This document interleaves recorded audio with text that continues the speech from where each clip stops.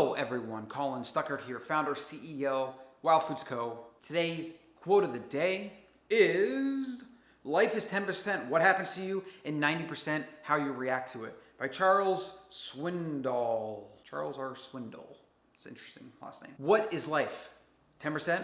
90%? What do you think? Do you think life is really 90% of what happens to you? Or, excuse me, how you react to it? Do you think life is 10% what happens to you and 90% how you react to it? That's a good question. I would say the answer is yes. You make your own luck in life. You ever heard the quote, luck is what happens when preparation meets opportunity? So when you prepare, you meet an opportunity, you take advantage of that opportunity because you've been preparing, right? And the more you prepare, the more opportunities that come your way.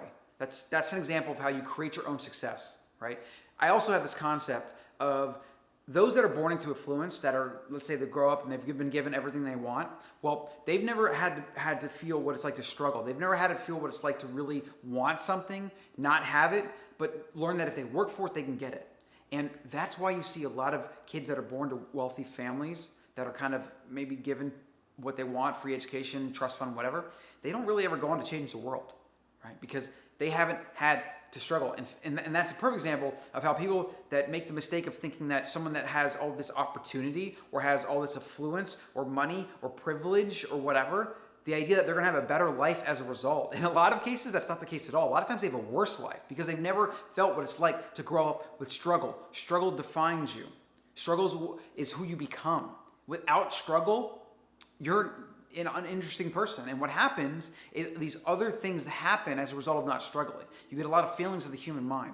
Human beings are designed to live in the wild, right? Where it's harsh, where people die, where things eat you, where you might go without food for long periods of time. Struggle is built into our DNA. If we don't struggle, we don't thrive as human beings.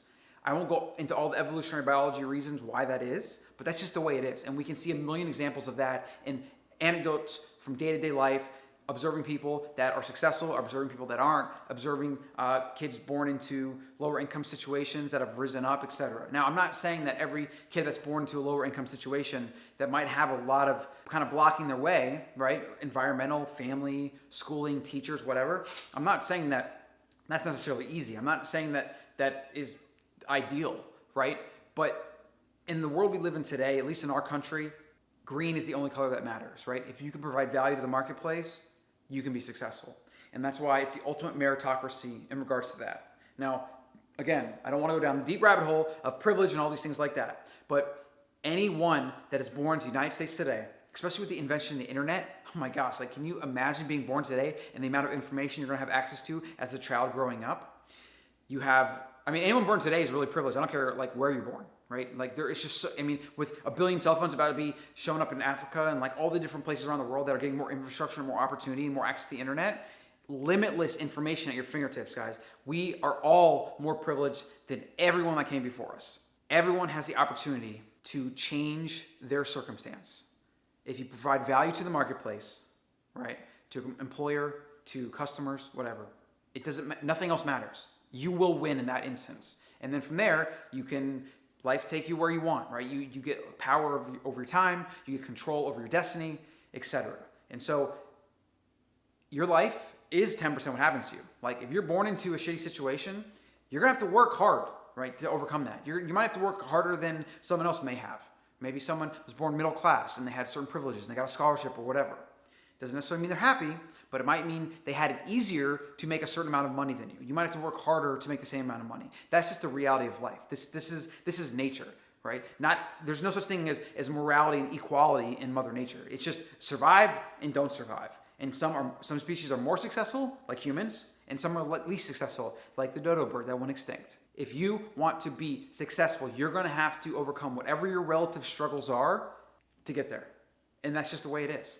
And the problem I see with a lot of this equality, privilege stuff today is the idea of making everything equal and making an even playing field, and that's just never going to happen. Human beings don't do well with that. Like, did you see what happened with communism? That didn't work. And that was all about spreading things out and making resources equal and not letting this guy make more than that guy or whatever, right? It's not going to work.